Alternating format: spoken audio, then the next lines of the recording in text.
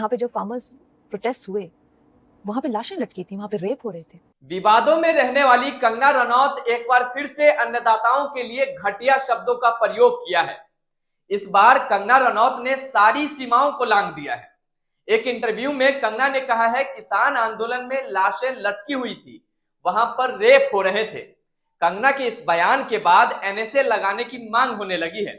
कांग्रेस नेता डॉक्टर राजकुमार वेरका ने मांग की है कंगना पर एनएसए लगाकर उन्हें डिब्रूगढ़ जेल भेजना चाहिए। एक बार हम आपको वो बयान सुनाते हैं जिसमें बीजेपी सांसद कंगना रनौत किसान आंदोलन पर अनर्गल बातें कर रही हैं। किसान आंदोलन को विदेशी साजिश बता रही है। कह रही है कि जिस तरह का बांग्लादेश में हुआ वही प्लानिंग भारत में चल रही थी और अमेरिका, चाइना जैसे देशों की विदेशी शक्तियां यहां काम कर रही है। आप पहले ये वीडियो देखिए।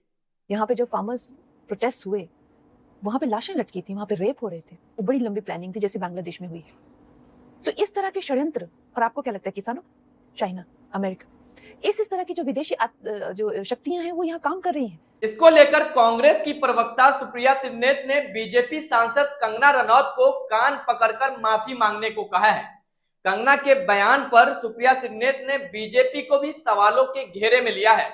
उन्होंने लिखा है बीजेपी सांसद कंगना रनौत जी का लेटेस्ट बयान आया है कि किसान आंदोलन में लंबी प्लानिंग थी बांग्लादेश जैसी, और इसके पीछे चीन, अमेरिका जैसी विदेशी शक्तियां काम कर रही हैं।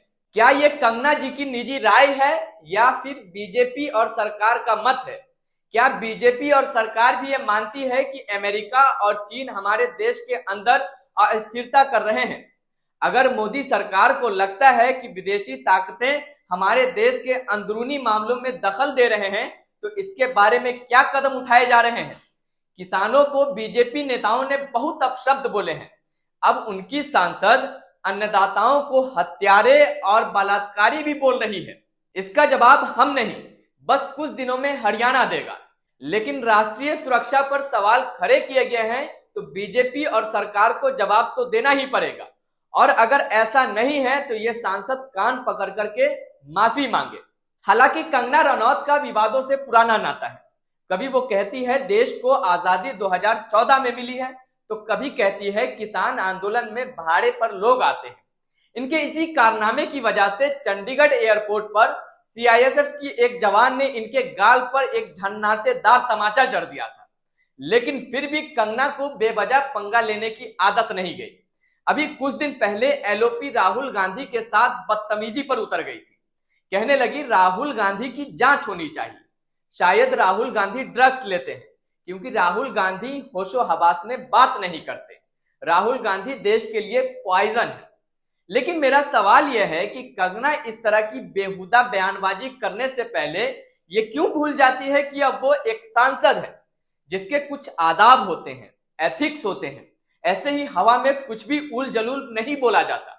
कुछ बोलने से पहले सोचने समझने की जरूरत है कि वो अब किसी नाटक मंच पर नहीं खड़ी है, बल्कि मंडी की जनता ने उन्हें चुन करके भेजा है। ये फालतू अनाप शनाप बातें करने के लिए नहीं चुना है। जब मुंह में जो भी आए बोलते जाइए। इस इंटरव्यू में जिस तरह आरोप किसान आंदोलन पर लगा रही है, उससे पता चलता है किसानों के प्रति कितनी वाहियात सोच रखती है। यहाँ पे जो फार्मर्स प्रोटेस्ट हुए वहां पे लाशें लटकी थी, वहां पे रेप हो रहे थे। और ये फिल्मी लोग हैं, इनको लगता है कि इनकी दुकान चलती रहेगी अगर देश चाहे जाए भाड़ में। एक मिनट, क्या ये फिल्मी लोग हैं? एक बार ये बातें खुद पर लागू करिए और देखिए कितना फिट बैठ रहा है। और इस तरह की फालतू बयानबाजी करके कौन अपनी दुकान चला रहा है? पर खैर, जितनी इनकी बुद्धि है उतनी ही इनकी करतूतें भी हैं।